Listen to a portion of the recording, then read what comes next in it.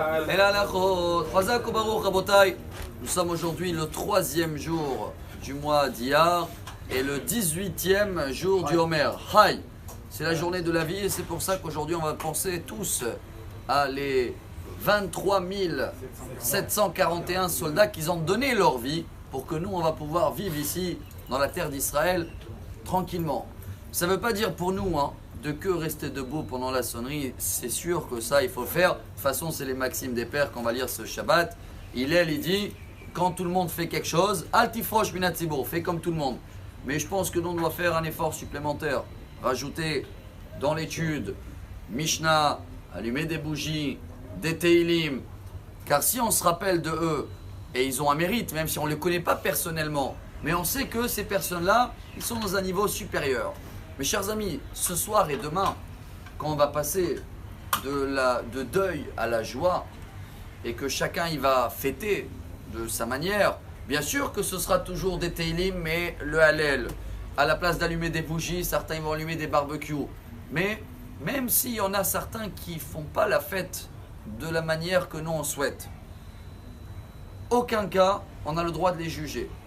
Car il y en a qui pensent que comme le pays il a été créé par des gens qui étaient contre la Torah, ils voulaient tout enlever, etc. et tout ça, et ben je pense qu'hier dans le cours le soir on a bien compris que en ce moment on est dans Sfirat HaOmer. C'est quoi Sfirat HaOmer? Compter le Homer. Sphira, la racine vient du mot saphir. Saphir c'est un diamant. Il faut savoir le tailler. Chaque jour on enlève une couche. Ces soldats là, c'est des purs diamants même si on ne les connaît pas.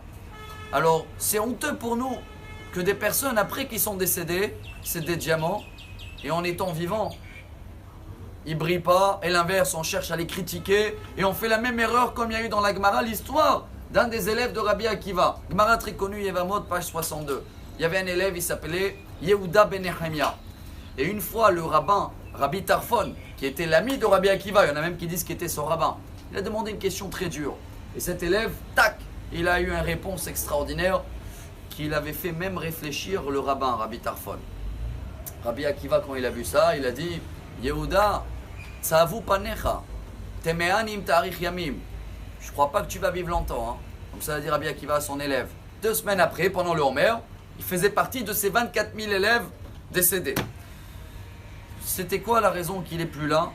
Parce qu'il avait une joie comme quoi lui il a raison et il comprend mieux que le rabbin. Et cette joie-là, chers amis, il faut qu'on l'enlève aujourd'hui pour les gens vivants autour de nous. Même si nous on croit qu'on a un peu plus raison et on sait fêter mieux qu'eux, on ne doit pas garder cette joie et croire que nous on comprend mieux. C'est ça la Sfirat HaOmer, c'est ça tailler les diamants. Si on comprend ça, et comme on a le respect aujourd'hui, on va faire un effort pour les soldats qui étaient des diamants. Et que grâce à eux on est là, alors même ceux-là qui ont créé le pays, peu importe, c'était aussi des diamants. Dieu il a fait passer par eux pour avoir un état d'Israël. Et comme ça demain chacun de nous voit autour de lui, on est tous des diamants, on brille tous. Et quand tout brille, Mashiach il est juste devant la porte. Bonne journée. Amar Rabbi Elazar, Amar Rabbi Hani.